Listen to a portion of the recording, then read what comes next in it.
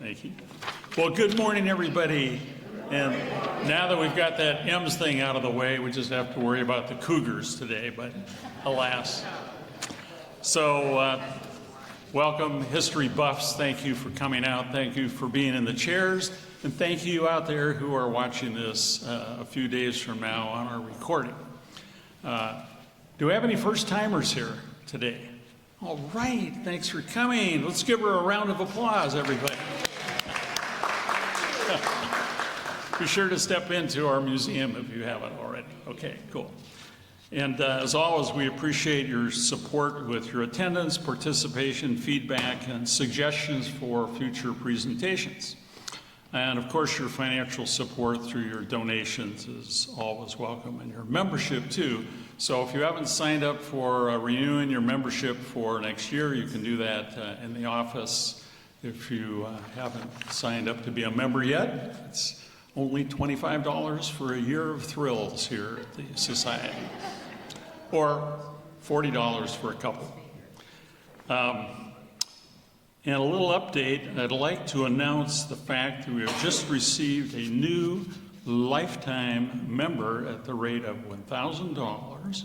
And Gail, would you step up here, please, and receive your certificate? Oh, in the back. So a lifetime certificate means you don't have to pay dues anymore and can enjoy all the privileges. So, Patsy, over this way.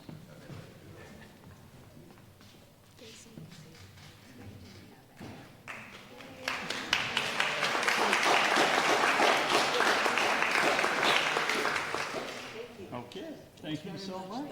And we're still in business. So, last year we actually received $16,000 in donations from past lifetime members who thought, well, it's still a great place to give money at the end of the year or sometime in the year. This year we've only taken in about $7,000 or $8,000. So some of us probably will donate something through September, that big Giving Tuesday thing when everything is going crazy.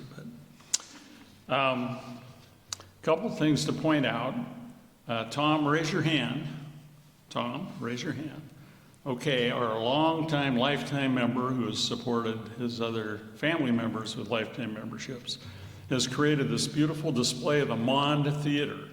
So how many here remember the Mond Theater in Redmond? Okay. Well, Tom has this beautiful collection of posters, and every month he puts different posters up, but enjoy that as you walk out.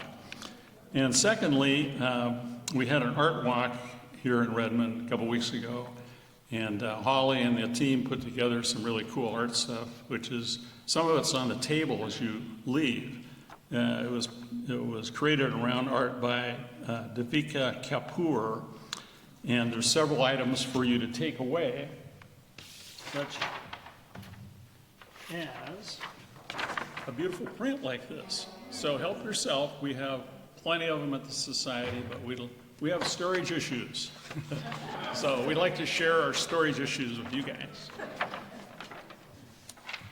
And as always, I'd like to thank Mary Sullivan and her buddy Cynthia, who put together the wonderful cookies and goodies out there, so you can help yourself if there's any left. And just to remind you, if you know of anybody who's looking to sell their home or move or whatever, those two individuals are incredible realtors, and they will treat you like gold. And then join me in thanking our many volunteers that help put this whole thing together every week. Thank you, everybody. Before I introduce our speaker, here's our land acknowledgement statement. We acknowledge that we are on the ancestral lands of the Coast Salish peoples who continue to steward these lands and waters as they have since time immemorial. We recognize Washington's tribal and indigenous or native organizations which actively create, shape, and contribute to our thriving communities. The Redmond Historical Society is committed to doing our part to engage with and amplify the voices of Native peoples and tribes. And as you go into the museum, you'll see that what Holly has put together, just as you turn the door to the left, is a really neat poster display recognizing some of the facts about our indigenous population here. And before I introduce the speaker, it's a couple of programs I want to tell you about. How many remember or did play Donkey Kong? You guys, how many had children that played Donkey Kong? How many don't even know what it is? Okay. All right. Well, it's one of those video game things, right? And there are multimillionaires out there who play gaming things. It's incredible. They make as much money as some of the art performers and star athletes and singers. It's amazing. But we have a program coming up called showing a free screening, a movie of The King of Kong, A Fistful of Quarters. And in 2007, there was a cult documentary made on a local math whiz, Steve Wiebe, W-I-E-B-E, versus hot soft mogul Billy Mitchell. And then they joined in and then you can join in a Q&A after this, the viewing of this, with record-breaking gamer Steve Wiebe, who actually teaches math at Redmond High School currently. Anyway, he's going to be there to answer questions and so forth. So it's going to be pretty interesting. So if you're not interested, tell your kids about it or your grandkids, because they will probably know who this person is and want to come and see him. It's at the library on Wednesday night. And there's a few of these posters out front you can grab if that will help you.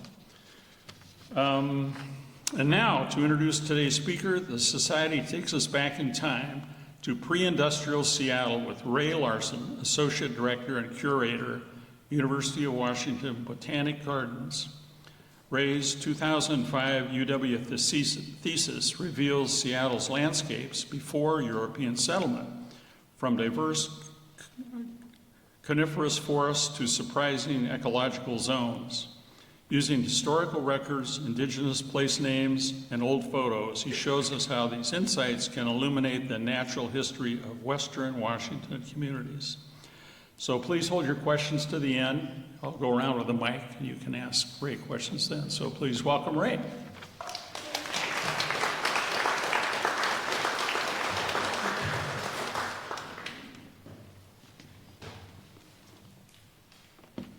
Thank you so much for that warm welcome and kind introduction. It's very nice to be here. I'm just going to back it up there. This talk combines my interests, and this research was a focus of those interests. As an undergraduate, I have a history degree, so I'm very much in love with historical research and looking into the past. And then I'm also, my master's was in urban horticulture, and so it was a great way of doing this research to combine those two interests. This is a photo of Seattle, now about 25 years old, so if you can imagine, it's even more dense. Let's see, well, I guess my pointer is on my screen, but I don't want to. But anyway, it's even more built up now, but this is a nice view just to kind of give you an idea of the topography, the general layout, and the view of the city from the north looking south. So when I started getting into horticulture, there was a big focus in the 90s and even before in restoration of native landscapes. And it quickly became clear to me, knowing something about both plants and history, that a lot of the species being used were probably not native to Seattle, the state, or maybe even the Northwest. And so I kind of wondered how that could be, and also wondered, where folks were getting their information, and if there was a way to kind of provide a little more clarity on what things were native to this particular region. And, if those would offer lessons not only for those seeking to restore or improve landscapes, but also enrich their gardens. So what were the sources of information that might be useful in finding out a little more precisely what was going on? And more precisely, were those resources relevant to Seattle or other communities here? So there seemed to be a lot of gaps in the literature out there. a real lack of available information about the plant species and community types that were present before Euro-American settlement. And I say that because in 1850, that 1851 is listed in the records as the founding of Seattle, at least by non-native inhabitants. And that's a time when this region was still under dispute between, I guess it had been somewhat settled by then that this was part of the United States, but the recent history, there were both American and European immigrants, as well as many others. So again, I mentioned there seemed to be a lot of ambiguity. So in my studies, we had restoration professionals, we had consultants, we had all these folks, agencies, cities, nonprofits, all doing this work. And sometimes I would volunteer with them besides learning about their practices in classes, and realize this ambiguity was out there. And then so what were these resources that were available, and what could they tell us about the landscape?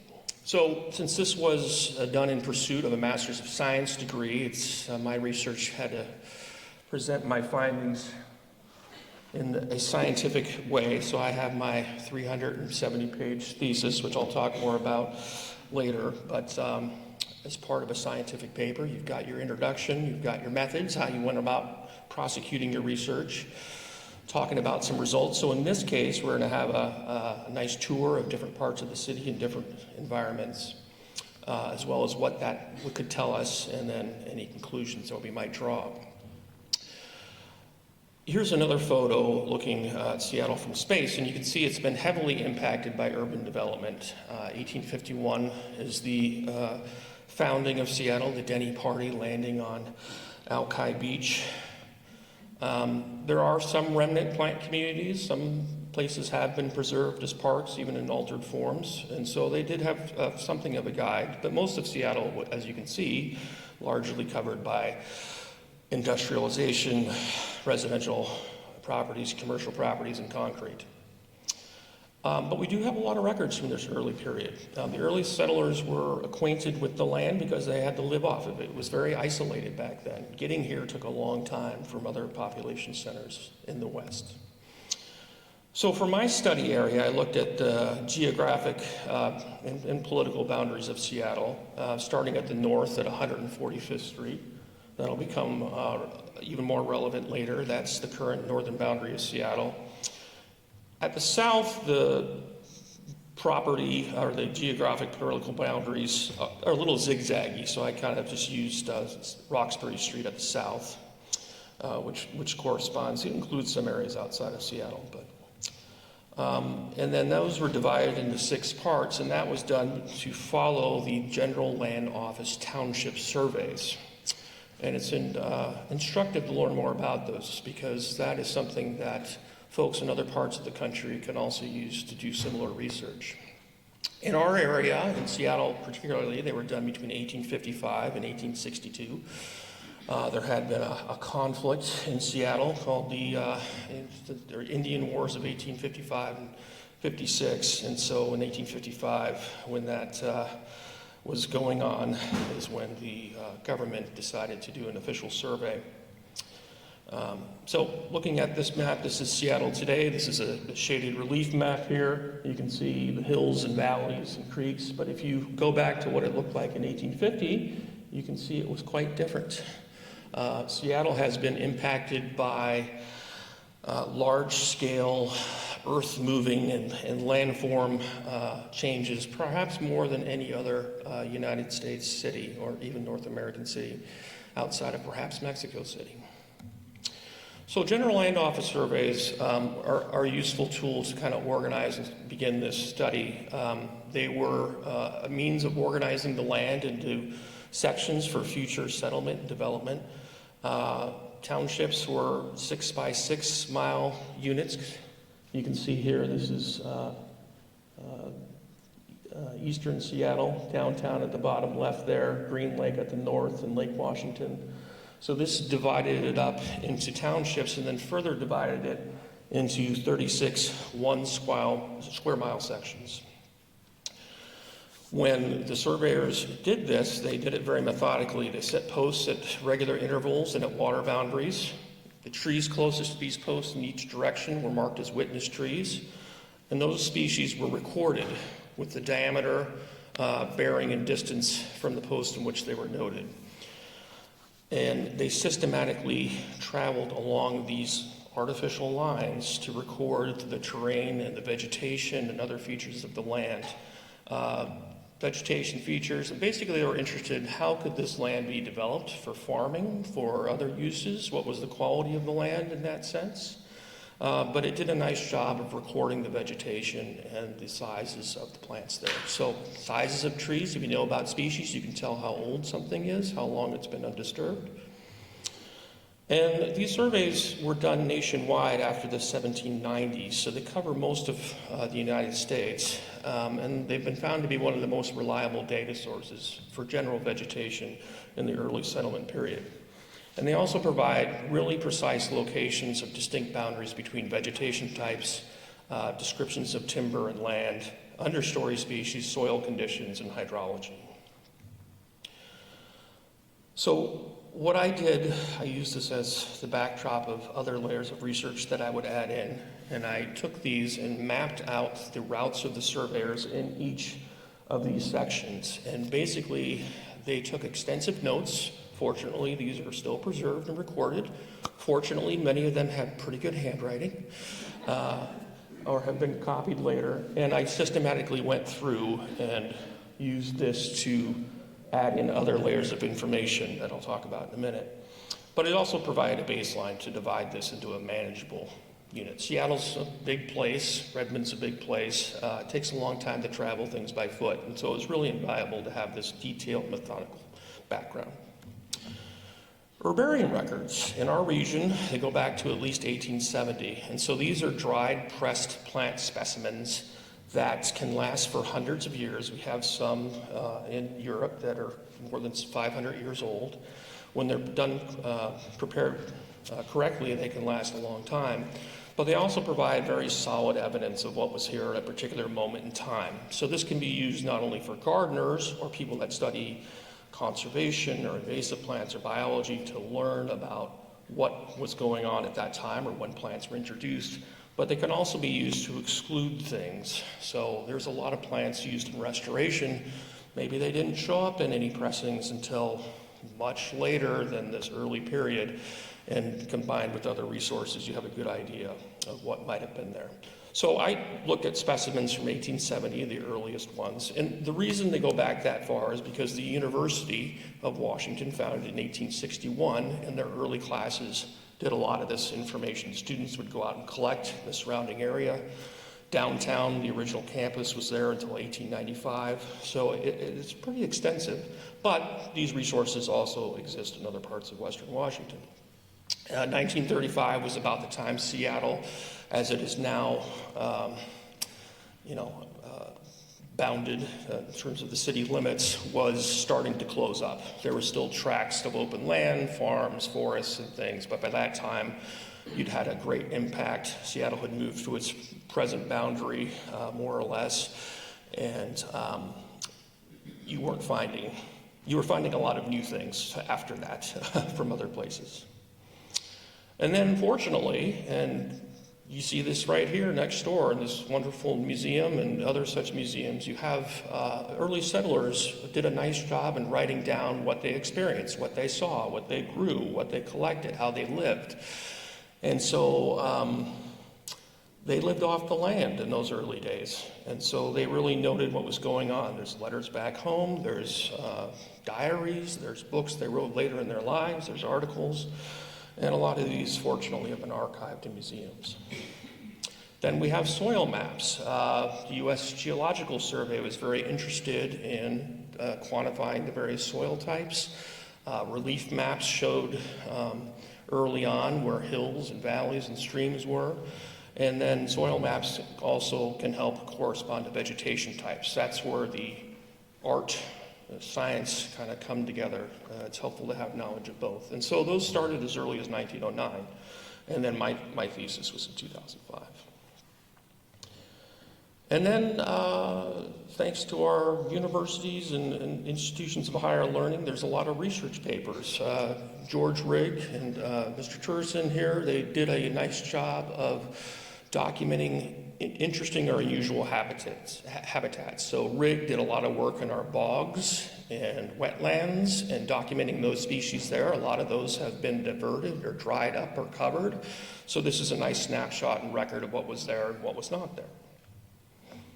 And then, as I mentioned earlier, there are a few areas that have relatively undisturbed. Nothing is truly undisturbed. Even our old growth parks have been manicured or landscaped or have areas that have been overrun by invasives. But Schmick's Park in West Seattle, Seward Park, which many of you hopefully are familiar with, and some of the other creeks and valleys and smaller parks have decent representations, especially of the major species. And we've got some signs. You mentioned, you saw that photo in the intro from Redmond, some of these giant logs and stumps. In today's parks, you can still see many of those kind of things, identify them as to species, and kind of compare to what we'd seen them previously. So also indigenous knowledge, Native American place names. Fortunately, in the early part of the 20th century, some real efforts were made to document language and place names and oral histories, and then that was updated into the shoot seed in later years in the 90s with native sources to kind of confirm and see. And those actually did a nice job in giving clues to species occurrence as well as landscape features. And then something that I think is very easy to kind of forget about is 1850 was a snapshot in time. That landscape in 1850 probably didn't look the same as it would 100 years earlier. Now, before 1750, it may have been hundreds, if not millennia, time where things were relatively static. But there was such a great change in native populations from first contact in 1774 in Nootka Sound through waves of disease and dislocations. Entire villages were lost, destroyed. There was a great time of social upheaval because of the introduction of these diseases such as smallpox and measles. And so when you think about that, how the native inhabitants managed the land when their populations were cratering or displaced, we're really seeing in the landscape evidence of that too, and I'll talk more about that. So I took all this information and fortunately compared them to some of the few resources we do have. Some folks did a nice job of mapping the vegetation of parks or landscapes, both locally and elsewhere, that have similar climate to ours. And there are some historical plant lists. Photographs do have some value. They certainly make a presentation such as this a lot more accessible. This is one of the earliest pictures in Seattle at the waterfront, but they help kind of set the scene of what was there. And they do go far enough back that can provide some real helpful information. But as with photos, I can tell you what those trees are in the background, but we're not going to see the understory, for instance. And then around the time I was doing this previously, there had been some people, and continue to be authors that do research into similar topics. Arthur Lee Jacobson really focuses on plants. He's written a book 15 or so years ago called Wild Plants of Greater Seattle that talks about plants that have been brought in as well as remnants that are still here. That was being developed as I was writing my thesis. David Williams, who I think has spoken to this group here, very interested in geology and changes in the landscape. David Berge is I don't know if he's still, but he was a elementary school teacher that really was one of the first people to kind of look at what these land surveys could teach us, just in a more general sense. And then there's been a lot of dissertations on related topics. Changes in land use in Seattle, grading of Denny Hill and all these big projects, how Native Americans have been displaced and used the land differently. So now to the fun part. We get to talk a little bit more what I've found. So we'll do a little botanical tour of the city. And I do want to emphasize that even though we're looking at Seattle, a lot of the landscapes and habitat types are going to be similar to what you find elsewhere in Western Washington. So you can use these same methods to do some research in your own neighborhood. So we'll look at some highlights, just starting from the northwest to the southeast there. In the northwest there, you can see it's a small slice, and that's the same boundary as that township section, Township 26 North, Range 3 East. That's of the Willamette Meridian. The Willamette Meridian, as you may guess, is something that was focused on the Willamette River in Oregon. So it's basically the township system for Washington and Oregon. That's just where it starts. So if you search on the web, General Land Office, Washington, you're going to be given a map of Washington and Oregon, and then you can kind of pinpoint your specific area. In northwest Seattle, we'll be looking at a few areas, the Greenwood neighborhood, Carkeet Park. And Greenwood's an interesting case where some things that had been noticed by developers were really led to more insight into what that land had been in the past. Here's a photo in the upper left of Greenwood in 1880. You can see it's much like these other pictures you've seen of this area, you know, some small storefronts, roads, and in the background there, you can see it kind of dips into a little valley, very flat beyond. The one at the bottom is that pretty much that same scene just a few years later.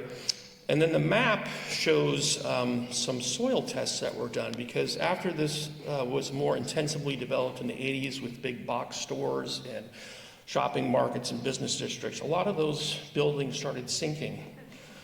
And they didn't really understand why at first. And it was because in the course of those developments, when you build these foundations or basements or parking garages, it was damp, wet soil. And so they dewatered the soil to keep it dry. And when they did that, the soil layers, or what turned out to be peat below it, compacted as that moisture left, so things started sinking. So this was a map that was done by an environmental consultant that shows the extent of the underlying peat deposits in this area. It was a vast wetland. You know, peat is great for landscape productivity, for gardening, for those kind of things, but it is very hard to build on, and you know, I wouldn't recommend it typically. So what they found here was the peat underneath the land there ranged between 1 and 17 feet deep throughout this area. So if you travel through that area now, there are still some of these buildings, there's more development, but they have to go a lot deeper and do a lot more structural anchoring to keep those buildings upright. And you'll see the residential neighborhood around them. A lot of those houses are older and they're kind of a little tilted. I mean, it was, you know, I had a friend that lived just south of here, and I would say, oh, where did you buy your house? And they're like, oh, about 75th. I'm like, oh, good, okay. So, you know, 10 blocks north, you might have, you know, just beware. But anyway, so that's looking north there from that side. So in that general area, we have the Carkeet Park, which is drained by Piper's Creek, which is one of Seattle's many creeks. And here's where you have an example of these landscape clues. The Piper's Creek Trail is bounded on many sides by these giant old cedar stumps. And you can see up in the upper left there, where that hole is there, you can see the springboards that were used by loggers. This is the days before chainsaws, so you'd have to cut a hole in the side to put your platform where you could get a little higher up, because you don't want to cut through the bottom where it's the widest. You want to get up where you can handle it. Anyway, cedar is remarkably long-lived and insect and rot-resistant wood. So, but in that park, in some of the less developed areas, you'll see something here, and you're like, what am I looking at? Well, this is a giant patch of Devil's Club, which has one of my favorite botanical names. The scientific name for that is Oplopanix horridus, because every part of that plant is covered with thorns. The leaves, the undersides, it's a beautiful plant. Very showy, birds love it, but you would not have this 50 to 60 foot wide thicket. Very few people are planting that unless they're really interested in providing this great habitat, just because it's not a lot of fun to be around, though it is also hard to grow, but it's worth growing. But again, this was something that, if it had been developed, would have been cleared a long time ago. So you have some examples of that, those kind of things you can find in parks. Moving on to northeast Seattle, several areas here that are of interest. We have the area around Oak Lake, historical Oak Lake. kind of a north end of Green Lake there, and then some other bog areas along some of the streams. So here is the headwaters of Thornton Creek, which is probably the second or third biggest creek system, if not the first in North Seattle. This starts now at Ronald Bog, which is just north of the city limits. This is a historical view of Ronald Bog. And this was mined for peat in the early part of the 19th century. But here you have a unique suite of plants, and we've confirmed these not only through these research papers, but herbarium records. The interesting thing about collecting herbarium specimens is things that are rare can be overrepresented because they're unusual, or if things are pretty, people collect them more often. But they are a nice record of things based on location where they might be found. So here you would have seen a lot of trientalis, which is a flower that sometimes comes in on wood chips. Oops, oh no. Okay, it's only appearing on my screen, good. You have things like ledum, which is now considered a rhododendron grown landicum or Labrador tea. We have a type of Kalmia occidentalis, which is a small flowered Kalmia, and really unique to these constantly wet environments. So here's a picture just south of their historical Oak Lake. This, if any of you have been to North Seattle, there's the Oak Tree Shopping Center, the Oak Tree Mall, the Oak Tree Theaters. There was a school along this lake, and this is an area where historically they collected Gary oak, Washington State's only native oak, red paintbrush, which we think of as a mountain plant or from prairies, kinnick, which is still sold today, but is in the wild, a little hard to find, needs a special habitat, and things like star-flowered Solomon seal. Interestingly enough, this area has long ago ceased to be a lake. It was a low, flat area, so it was developed for commerce. But in 2007, we had a very large rain event in the fall, and this whole area was inundated with water. And I found this news story in the Seattle Times. The area that was inundated with water as deep as 10 feet and took days to drain was the basin of historical Oak Lake. It wanted to be a lake and was trying to turn back into one. So here we had some early cabins from some of the settlers, their summer places out in the woods, and collections around there include things that are very common, such as bleeding heart, which we still have lots of today. Pacific dogwood, which has had a lot of disease problems in recent years, but in certain types of soil, well-drained, sandy, forested soils persists. And things like the tall Solomon seal, as well as things we still see today that are less common in the landscape, such as thimbleberry here. And this picture is of, I believe, David Denny's wife, and she is shown in front of Pacific rhododendron, and this is our state flower, but it was one of those mystery plants. It's like, did we actually have any of this? There's none noted in the current flora, but historically it was collected there. And a lot of times what early settlers did, you see something pretty in the woods, you dig it up, you bring it home, and unlike most rhododendrons, this one really is tough under cultivation. It doesn't like other rhododendron conditions. It kind of likes to be left alone. So this area also has many other giant remnant stumps, which are quite fun to discover along trails along creeks. This is along Thornton Creek, just south of Jackson Park Golf Course. And so here, not only do you have some truly impressive stumps with the springboard notches, but fields of skunk cabbage, which we all know, like wet spots, swamp lantern, as the early settlers called it. Things like Asarum caudatum, wild ginger, still persist. And then things that we most often associate with maybe the foothills of the Cascades. This is stink currant type of ribes. In west central Seattle, this is the area around Queen Anne and Magnolia. Some interesting, unique habitats. This is Discovery Park, beaches there, where Fort Lawton, or now Discovery Park, is in the Highlands, as well as parts of Magnolia. So Discovery Park, if you haven't been there, forest at the top, former Army base for many years. So areas of fields and forests, but down by the beach, it hadn't been as altered, except for the West Point sewage treatment plant around the corner, but we won't talk about that right now. But here at this beach, sandy outcropping into Lake Washington, you had a really unique suite of plants found that liked those conditions. So not only do you have one of our 3 types of native rose, this is Rosa Nakana. You had goat's beard, which you'll see still in wet spaces on cliffs, usually like some water. Oh, sorry, I keep touching I see what's happening, I'm touching the USB thing. Lupin, this is Lupinus polycarpus, beach lupin.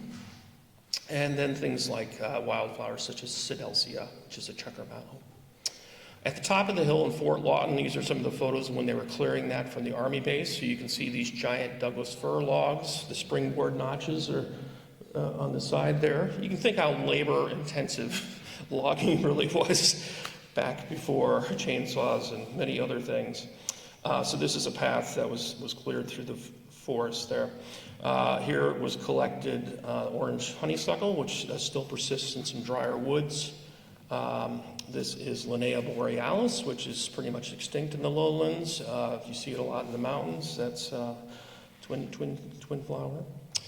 And unusual plants such as this Pyrola acerifolia, which is a wintergreen you'll more often see in the mountains. So in order to clear these logs in the early days, you can see how big a job that would have been. A lot of times what they would do before dynamite or heavy machinery is they would just set fire to them and tend them and burn. They'd burn for days. There's these stories of early settlers talking about all the fires throughout the city and how it was just constantly covered with smoke because land clearing activities. And as you can imagine, that is not going to aid in keeping some of these more sensitive plants happy nearby. So tough conditions.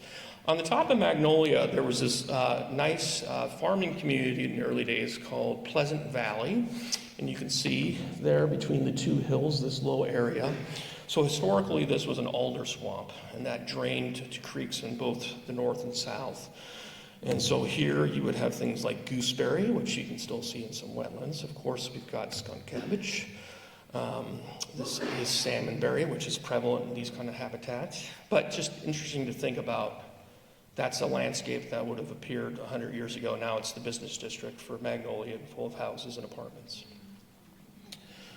So these areas that were hospitable to agriculture were cleared early, and because food production, you needed something, used and changed pretty dramatically.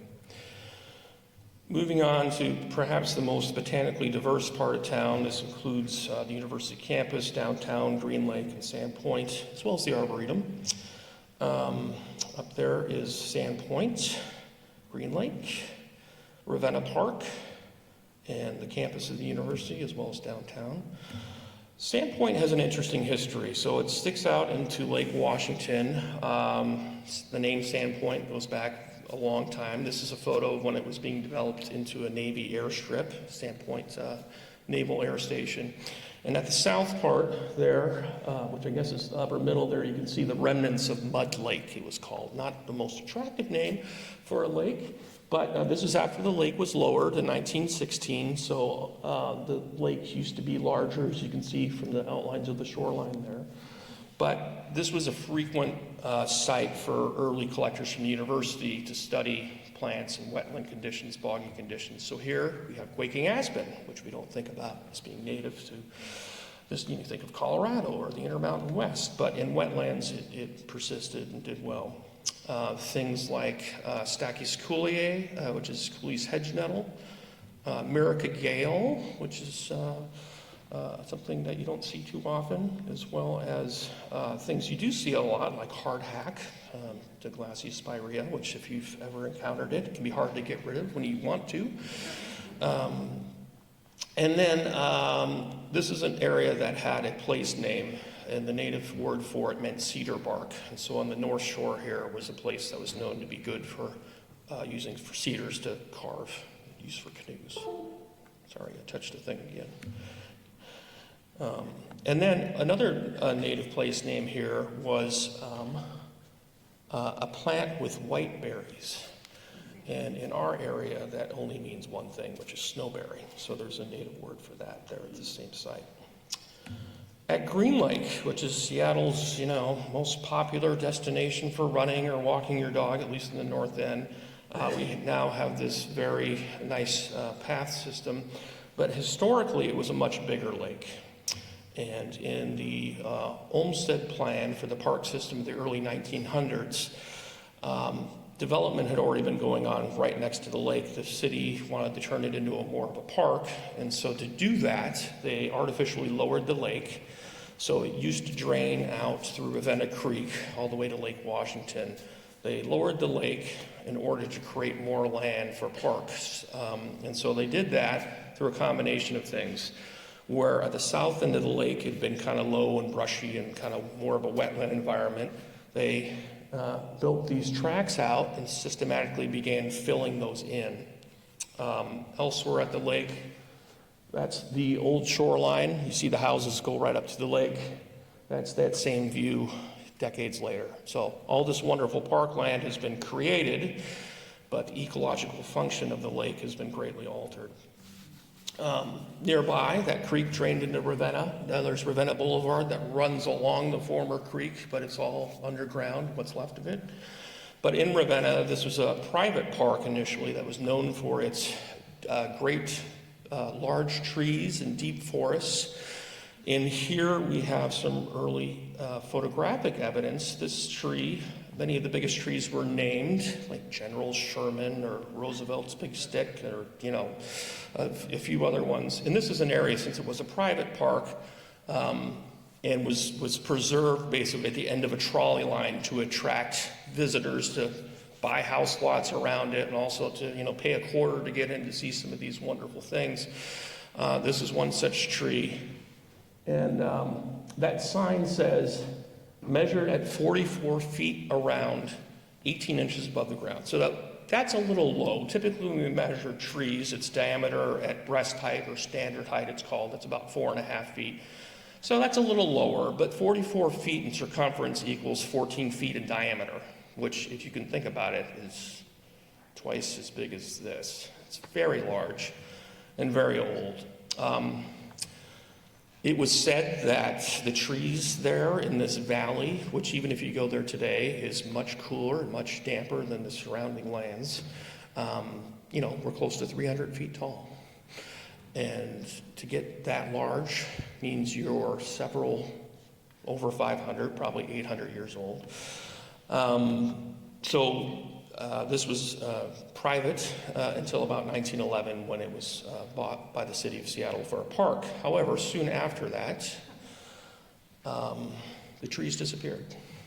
Sometime between 1911 and 1919, they had all been removed, the big trees. And there were some notes that, they're over-mature or hazardous or whatever. So, but it's hard to say. Fortunately, we have some of this evidence here. It's one of those early mysteries. But here, this is known for its abundance of fern, it's including lady fern, which is easy enough to grow, but is not commonly found in the woods. Typically where you find it, it's near some water sources or wet environments. A neat little ground orchid. This is spotted coral root, and you can see up close those flowers are quite delightful. And this was a place that was known to have Pacific rhododendron. So, interestingly enough, at the time there's a great little plant list from, I think, 1903 for Ravenna Park as part of its promotional things, pay a quarter to get in or whatever the fee was. That was already talking about the depredations of the fern hunters that were scouring the park, because there was this fern craze, the Victorian fern craze, where, people wanted something for their house or their own little thing. So even then, people were kind of taking from the environment without maybe much further thought to what would happen. Elsewhere nearby on campus, this is a couple of pictures of the early campus. You can see some of the clearing operations. They used to have days every year in the early part of the the 1900s, that were called campus clearing days, where they'd have the students help out and clear the brush and chop down things and whatnot. Lower bottom, this is the first shell house for the university's crew enthusiasm, and that's the shore of Lake Washington where Husky Stadium stands now. So it gives you a sense of what things could look like. Here, since it was on campus, there was a lot more of these early herbarium collections, and so interestingly enough, we have things like this dogtooth violet, erythronium, or fawn lily, which we think of more as a mountainous species here. We have mountain lover, which is Pakisma, which you see in the mountains. It can look kind of like evergreen huckleberry, but that's still present in some areas on the east side of the lake in woods, but is gone now here. This is a type of vetch or sweet pea that was found growing on the shores there, and then things like false lily of the valley, and dogwoods and other things. This is a beautiful plant. It's actually pretty easy to grow once you get it established, but it doesn't like a lot of, I mean, it's hard to find, but once you have it in a garden, it's not too bad. But I don't think it was ever abundant, but it was certainly spotted on the shores of the lake. Given the long history of the university at that site, this is the 1909 Alaska Yukon Pacific Exposition, and they took these pictures from hot air balloons, pre-widespread use of airplanes. So nice picture of campus, but they did a 360, and so we can see what the shoreline of Lake Washington looked like. And this is the site of Husky Stadium right there. You can see it's the precursor to it. That's the Arboretum in the distance, and you can see what Foster Island used to look like, as well as another unnamed island further north. When the lake was lowered, this was all connected again. The island you see today was dug out later. Very interesting to have some of these. And these are things that we still find, you know, photos pop up, stories pop up. There's still more to learn. So downtown itself, this is where the first development wave really started. These are some of the earlier photos here. The lower right is the oldest, or second oldest known photo of Seattle. That's carrying springs from the hillsides down. This is Spring Street. Really had a spring there. But you can kind of see the character of the forest nearby. But the early settlers really talked about the vegetation they found. So this is the native lady slipper orchid, Calypso bulbosa. And this is one that is hard to grow. You still see it in the mountains, but if you pick it as a flower, it's pretty, it dies. So these were quickly wiped out because they were very attractive. Of course, stories of Devil's Club, the villainous Devil's Club, like somebody's cow would roam into a wetland and get stuck, and anyway, you know, all these fun stories. You have things like the native mock orange, which was, you know, wasn't sure if that was native or not. Ocean spray, which we still see a lot of. Plants growing along the lake. And so as I mentioned, things like this lady slipper orchid and then our native Trillium ovatum really don't like a lot of disturbance. They don't like being picked. You can really knock them back quickly. What is talked about frequently is the history of land use down here, particularly Denny Hill, which is kind of between Seattle Center and downtown there. That's soon after the big logging and blowdown of 1876 there. High winds were a factor there, but you can see all the logs in the bay there. So the Denny Hotel, and then this is 1909, and then the slow change and removal of that. So a hill that was almost 200 feet high is obliterated over several decades of work. So obviously vegetation is not going to survive any of that, but just to give you a sense of some of the general changes there. So here's the last remnants in the late 20s before they got rid of the rest of the hill, and that's afterwards. So all that area that's now Amazon Town and further north toward the lake there is now flats, and you know that was all done because it's just easier to develop. And when they started doing it, there wasn't a lot of automobiles. So you know, think of all that view property destroyed. And then in the southwest here, we have a couple of interesting environments. We have Alki Point as well as Schmitz Park. Here is a view, an older view of Alki Point here with, you know, largely residential, some apartments, some park land here. This was first noted in 1833 by a Euro-American settler. This is William Fraser Tolmie of the Hudson Bay Company. He was looking for a post to set up for trading with the indigenous population. So he scouted many areas throughout Puget Sound, and he took notes, and he recorded what he saw, and he recorded a large prairie-like habitat dotted with small pines. He later chose Fort Nisqually as the site for trade because there was actually not much potable water nearby. There wasn't any streams that were close enough to survive or to consider having a post there very easily. So here we have things that are now locally extirpated. This is golden paintbrush, which you'll see a lot of in the San Juan Islands and Eby's Landing and Whidbey Island. Camas species here that like this exposed, windy, sandy habitat. Allium acuminatum, which is a quite ornamental member of the onion family. And death camas, which fortunately you can tell apart when it blooms. Otherwise it looks very much like camas. Oops, I touched it again. Up in the hill there, Schmitz Park is still one of these areas that has some substantial old growth, including some larger examples of Pacific yew, which is a fire-intolerant species, very slow growing.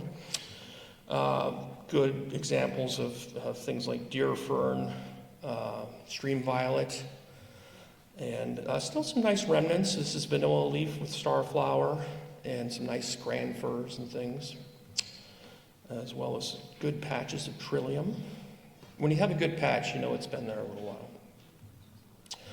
And then finally at the southeast side of Seattle, a few more very interesting habitats. We've still got a little bit more of downtown. Seward Park there, and Pritchard Island, which is now Pritchard Beach, and the Duwamish. So here's what downtown looks like in the first maps of Puget Sound. This is Pioneer Square. You can see that little thing says Piners Point. That was an island at high tide that was dotted with some trees, but also the early settlers, the Denny Party, found remains of an Indian settlement there that was overgrown, and historically we know that was a place called Little Crossing Over Place that was used very regularly but had been fallen into disrepair because of the population changes there.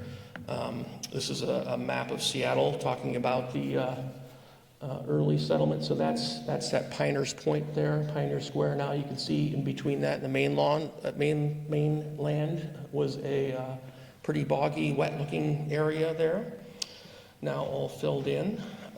So this is a picture on the waterfront there. That's Capitol Hill, First Hill. So pretty denuded. This is in the late 1880s when most of Seattle was logged, but you can get a sense of how big the timber was there.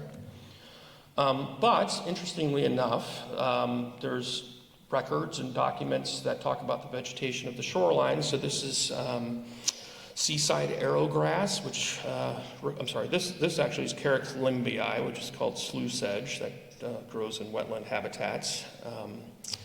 We've got Rosopisocarpa and wood gymnocarpa. This is seaside arrowgrass. And then things like red flowering currant. And moving on quickly now to Seward Park. This is where you still got an example of some pretty good sized trees there. The middle of the park was not as developed as the outside. And some unusual things. This is another one you'll see in the mountains. Rattlesnake plantain, which is a type of orchid that can still be found in the park. Lots of beaked hazelnut, which is still very common today, but this will tell you that landscape was a dry forest. Things like cascara, not very common these days. Great patches of Mahonium, the Cascade Low Oregon grape. But on the south side of Seward Parks, where it really gets interesting, here's where we have remnant stands of Gary Oak. And so Gary Oak mostly persists in the Puget Sound, South Puget Sound prairies around Fort Lewis, down through to Olympia. About 2 or 3% are left of the former extent. These were maintained by natives through burning. Gary Oak is very fire tolerant, whereas things like most conifers aren't. So, but the south side of Seward Park still has some of these trees that predate the city's founding that are hundreds of years old. And in that habitat, there are still things like serviceberry, Amelanchier. There is a type of ceanothus, or California lilac, that's typically seen in the mid-elevations. This is red stem ceanothus. And a type of strawberry, Fragaria virginiana, the blue leaf strawberry. And these are known to be persisting in prairie habitats. So when Isaac Eby, who we know from Eby's Landing and Whidbey Island, an early settler, was exploring places along Puget Sound to set up a farm. He wanted to become a farmer. So in the 1840s, he was one of the first white folks to travel up the Black River from the Duwamish into Lake Washington. And he noted all the Gary oak along the shorelines. The surveyors noted it as the sixth most common tree in this part of the township. So from that and from other sources, including remnant trees in the neighborhood, this is the approximate area that would have been this oak savanna type environment, which the early settlers called Clark's Prairie. We don't really know who Clark was, but this was an open area. And in the neighborhood, you can still see several large Gary oak trees, very distinctive. Just a little further south, this is Pritchard Island, which was an island until the lake was lowered in 1916. And around that lake, we had evidence of big stands of grand fir, which need a certain type of soil to do well in. Monkey flower, or mimulus, which is another kind of wet-adapted species more out in the rural areas now. Baneberry, which is a Cimicifuga or Actia. And then in the Duwamish itself. So this is actually where the other settler party started. So we think of the Denny Party. Those are the ones that have the fame in 1851. Other settlers, Maple, Collins, others, were farmers, and they were interested in finding suitable land for farming. So they staked claims along the Duwamish River. And the Duwamish used to be a much larger river system. It's drained and straightened. It used to have 4 rivers that fed into it. Now it just has 1. So it used to be the white, the black, the cedar, the green, I think one other smaller one. Now it's just the green. But along those banks, this is our native crabapple, Malus fusca. This is the one from the Arboretum. That's the national champion, Malus fusca. That predates the Arboretum, but this produces crabapple, flowers and little fruits. Not very good for eating. They're very small, but the birds like them. And then where we would see deciduous trees like our vine maple, we're along these wet areas. They don't persist. We all know about our intense but short dry summers. To germinate, a lot of these deciduous species need water during much of the year. But here also we have good evidence of camas meadows. This is the great camas, the common camas, and different forms along that. And so where Boeing Field is now used to be the King County Poor Farm. And before that, when they were developing that, they just found huge deposits of shell middens from centuries of use because it was an area that indigenous folks camped during certain times of the year to harvest clams and fish, herring, but also to store and dry berries, bulbs.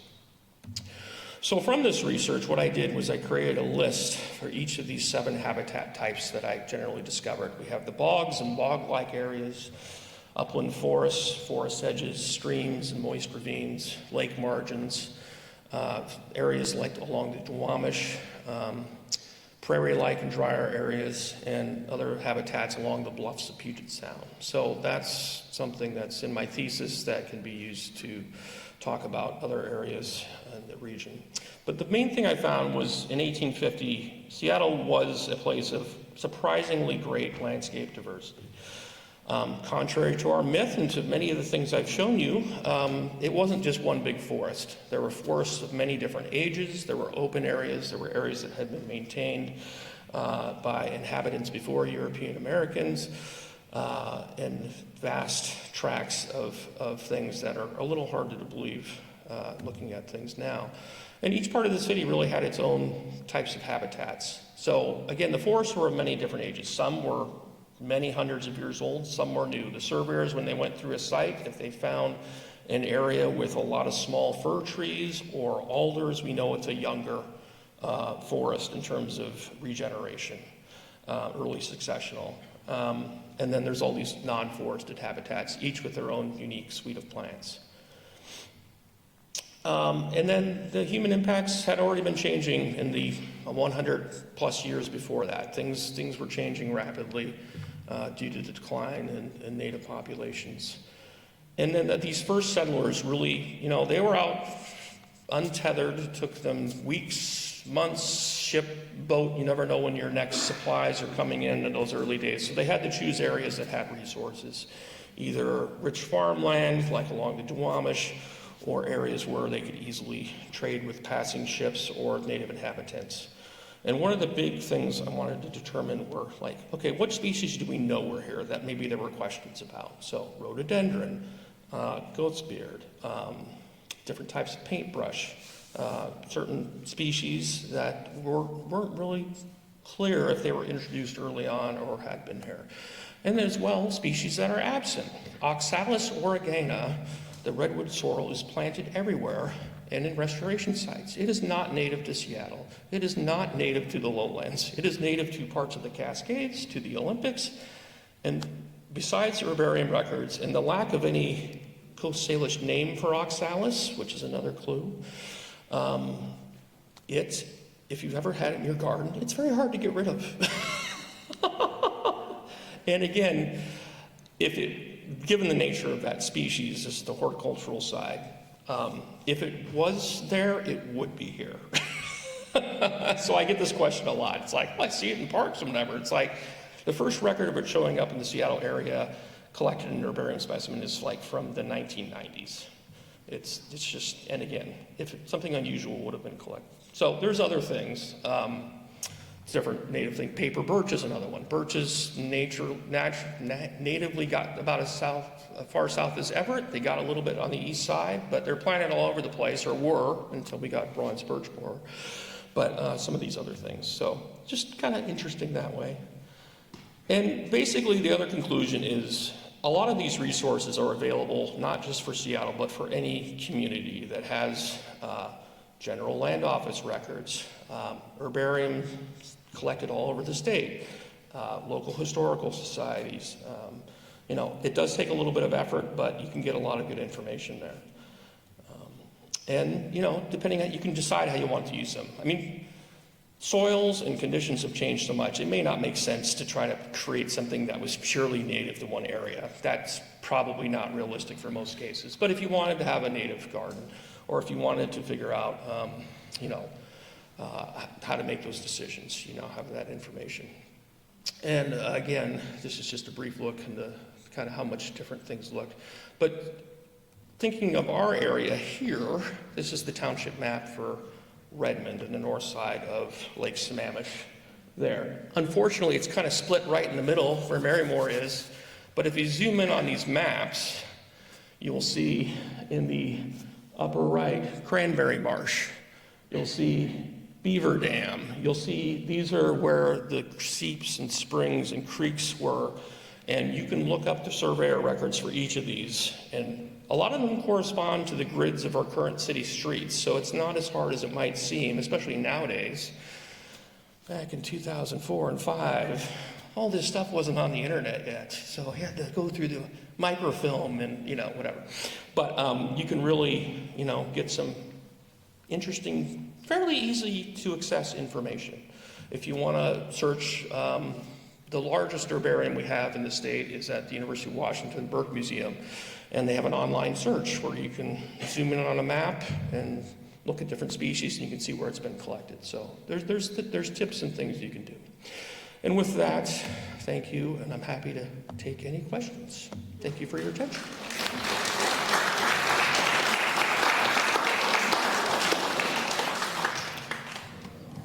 Well, thank you, Professor Larson. When can we sign up for your classes? And don't you think this class was very attentive?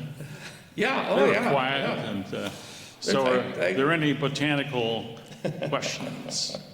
I will say, just as a point of interest, due to copyright issues and the sheer length and my fold-out maps, I have not published this, but it is available at some local libraries. You can check it out from the Miller Library at the University of Washington. That's open to anybody. It's not part of the campus system, so there's several copies if you want to do that.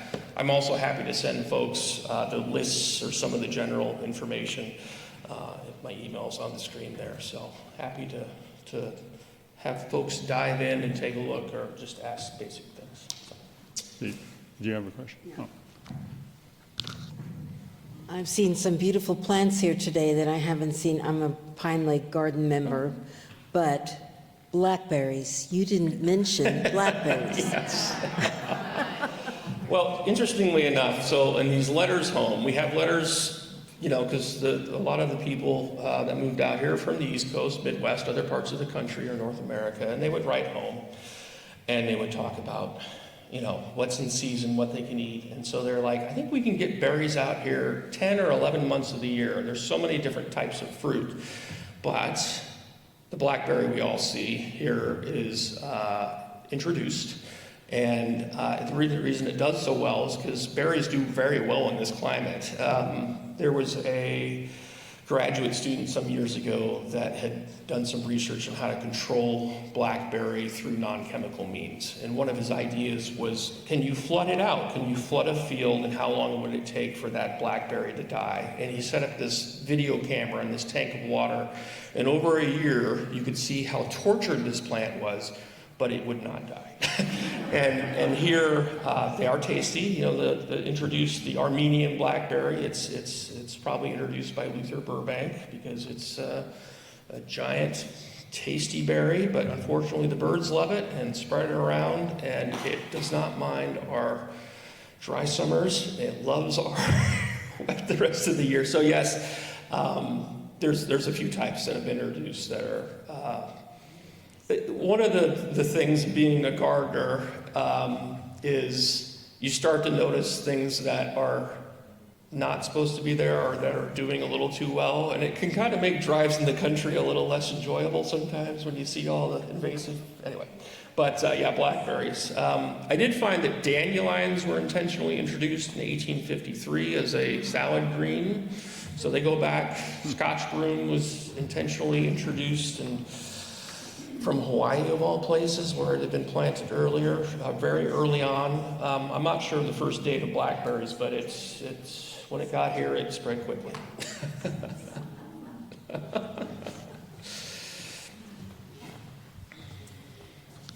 Thank you. I wanted to know more about why the rhododendron was chosen, possibly as our state flower, and are there laws protecting it from extinction? You know, it's funny, it is quite abundant in some areas where it's happy, so like Kitsap Peninsula, parts of the Olympics, there's a few other spots. It really likes, you know, well-drained forest conditions, but not too much shade, not too much light. So it's not in danger of extinction, but I think because it's one of our showiest native flowers, you know, we in the state, we had most of it covered by the great sheets of ice in the last ice age. And so our native flora is actually quite a bit more limited than a lot of places. And I think since that was such a big flower, but yeah, it grows really natively in not very many places. So it's a little surprising that it was chosen for that. Thank you. I'm interested in tree canopy, and I noticed on your list of landscapes, upland forest was one of them. Riverine growth might also include things that are in tree canopy. We've got LIDAR to figure all that out now, but I've heard estimates that in the Puget Sound area back in the day, 1850 maybe, they put that tree canopy forested area at 80%. Does that make sense? Yeah, I mean, it probably was close to that. I think, you know, we did have a lot of that area, especially along rivers and lakes that were deciduous, you know, like big leaf maples and cottonwoods and things. Alders, of course, are a big one. Interestingly enough, you know, as a kid, I used to kind of chuckle, you know, Weyerhaeuser would have those ads about how there's more trees now than there were 100 years ago. And it's like, well, that's true, because there was these great fires that moved through the Northwest in the teens and 20s that burned down a lot of stuff. But yeah, historically, I'd say that's certainly outside the upper elevations. I would say that 20%, yeah, probably reflects some of the prairies and more meadowy areas. I would say that's true. It's certainly a lot easier now, as you mentioned, with LiDAR to map things quickly. Yeah. And, you know, unfortunately, a lot of our native trees are tough to have around houses. You know, I love Douglas firs, I love cedars, but when we get our big winds, you know, people get real nervous, and we had the bomb cyclone, and, you know, there's factors that go into that. But like in my backyard, I had enough space where it's like, okay, I'm gonna plant a grand fir, you know, so I got some of that. But yeah, getting back to that level of canopy is gonna be challenging in an urbanizing location such as much of Western Washington. Yeah, sorry. Yep. Hi, are the noble firs sort of fire tolerant? Noble firs, yeah, those are found more in the mid or higher elevations. And so some firs, yeah, that's interesting. Firs tend to have thinner bark, so some are more fire tolerant than others. I mean, Douglas firs are remarkably fire tolerant because of the thick bark, but yeah, for the firs, not as much. Yeah. The true firs.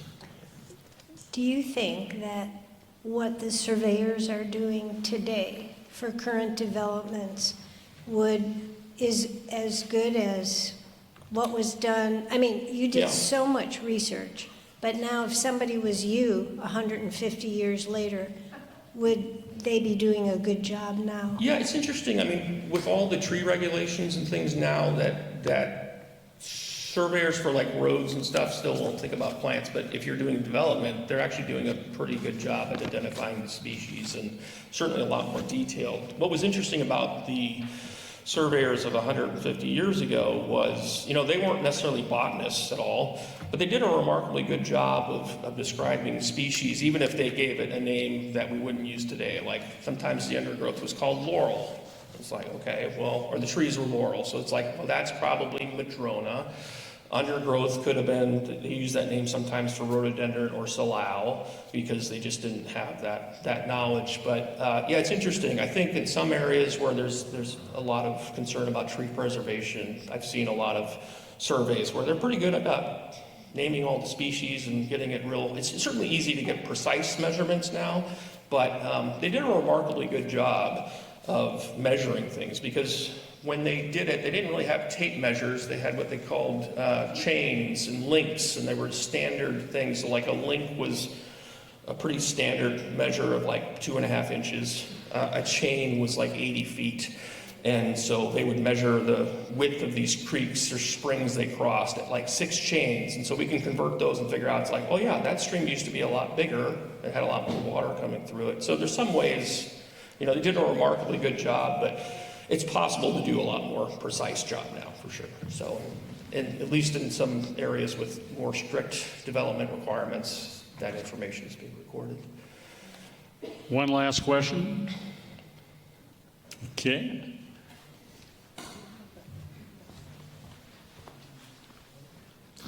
Is there any evidence that indigenous people also transplanted species from other areas? That is a very good question. Yeah. There is, in the terms of like oaks, for instance, because they were certainly more commonly tended where we think of like Fort Lewis and south here, where you have these gravelly prairies and glacial outwash where those trees could survive. And so there's certainly areas within Seattle that seem like there's only a couple of these oak trees here, and this area around it is pretty forested. So there's at least a thought that either they were reintroduced or it could be a remnant of something that had changed. I'd say the more common one, though, is probably things like camas bulbs. Those were definitely intentionally cultivated and mixed around. But yeah, in terms of large-scale things, yeah, probably, I mean, here, everybody always wrote about how getting food was so easy. Fish, berries, game, that even though you might move around seasonally to find better sources of those things, you didn't necessarily have to do a lot of cultivation unless it was a delicacy or something. So, yeah, it's a good question. So I have one, and that is, are there tours available for people just to come to see your herbarium and? Yeah, the herbarium, we're fortunate. Our herbarium focuses, the one I work at, so it's confusing. There's two on campus. There's the big one at the Burke, which is plants from everywhere, and like species and fungi and aquatic things. And then ours is more cultivated plants as well as weeds and things that are common species. So in ours, we have some old student herbarium sheets from the teens and 20s that are pretty neat, and then the one on campus has even more. So ours, is open by appointment, and the same with campus. You can come visit and take a look. And if you have a plant in your garden, you don't know what it is, we like to identify those too. So keep it excited. Okay, well, Ray, thank you so much for a great presentation. And we learn a lot here, don't we, folks?